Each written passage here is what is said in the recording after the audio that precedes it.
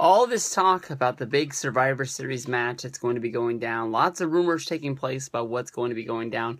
Everyone's thinking that the Undertaker and Kane are going to be going on 4-on-2. I'm sorry if I am spoiling SmackDown for people out there, but I know there's a lot of people out there who don't even watch SmackDown. But as of right now, the issue that was challenged on the SmackDown tapings is that Bray Wyatt is challenging for a 2-on-2 match, where it's Bray Wyatt and a mystery partner of his choosing.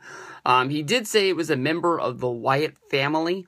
This means that it could open the door of maybe Bray Wyatt bringing in a new member to the Wyatt family, or maybe just picking, Luke Harper, Eric Rowan, or Braun Strowman. Honestly, in my opinion, you could definitely see that Luke Harper and Eric Rowan were looked at as sort of like the lackeys.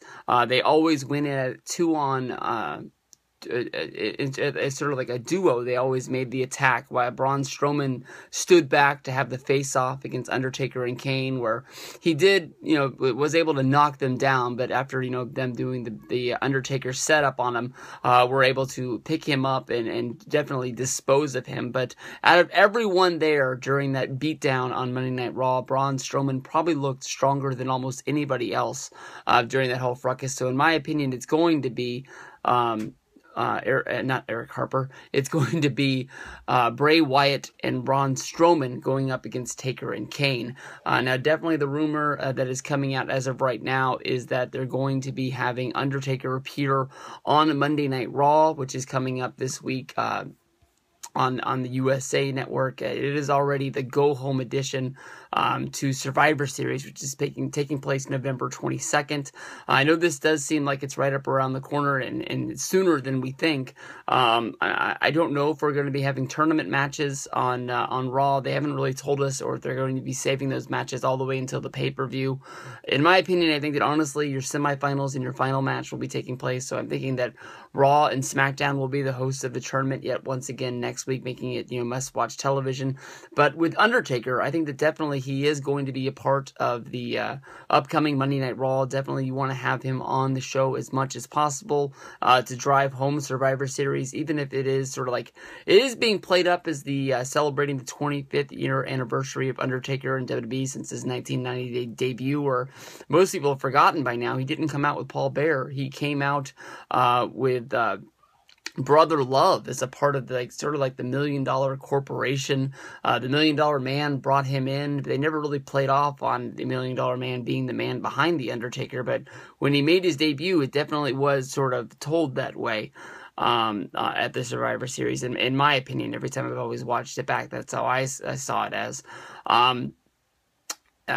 I wouldn't even be against Undertaker wrestling in the Royal Rumble this year. I don't know if he's going to be having a match or if he is going to be a part of the Royal Rumble itself. I think one of the last Rumbles he competed in would be the last Royal Rumble that he won. No, because it was him and Michaels as the last two, and Undertaker ended up winning to go on to WrestleMania 24. But then the next year, it was Undertaker and Shawn Michaels. They came out number 1 and number 2 to sort of continue their fight from the year before, which led to them having the match at WrestleMania 25 and then the rematch at WrestleMania 26. That's sort of what got that all started. Sort of funny how they tied that together from the Royal Rumble. But I honestly wouldn't be surprised. This is more than likely the last year of Undertaker. Maybe he doesn't go into the Hall of Fame this year. Maybe he does go in Minnesota at WrestleMania 33.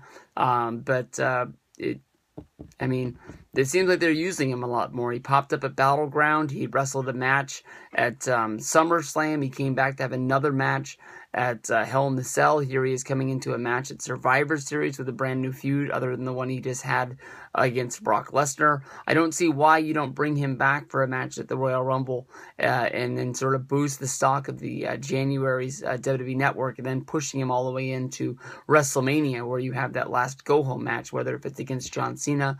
I know that more than likely John Cena is not going to be winning the Rumble this year just because of where they have him placed on the card as of right now. John Cena is still the number 1 guy, but he's not really he's not really all the way there, anymore. They're always, pushing Seth Rollins. They're pushing Roman Reigns. They're looking into pushing the superstar of tomorrow. They're in that sort of bridging status where they're trying to get somebody over the hump to being that John Cena. And that's probably one of the good things about John Cena not coming back to saving the day after he scheduled this time off. And then after the Rollins injury, everybody was thinking that they were picking up the phone and they were calling Cena and that he would be back sooner than later. But maybe Cena and Undertaker square off. Undertaker, I'm sorry, I screwed that whole thing up because I was thinking of where I was going. Maybe Undertaker and Cena square off in the Royal Rumble, much like Hulk Hogan and the Ultimate Warrior did at WrestleMania. At Royal Rumble 1990, which led to them wrestling at WrestleMania 6 in one of the best Royal Rumble moments I think there's ever been. But we'll see what happens. Monday night, this is all getting put into place with Undertaker showing up as the go-home thing. The way I took it when I read the SmackDown spoilers was that Bray issued the challenge at the beginning of SmackDown, and even though Undertaker didn't come out, besides for when he came out and wrestled against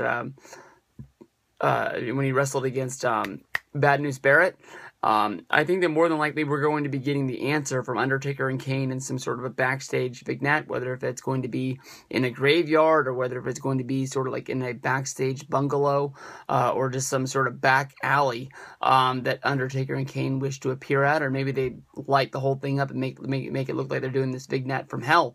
Like they've done for Kane in the past. So we'll see what's going down on Monday Night Raw this week, which builds up until Survivor Series 2015.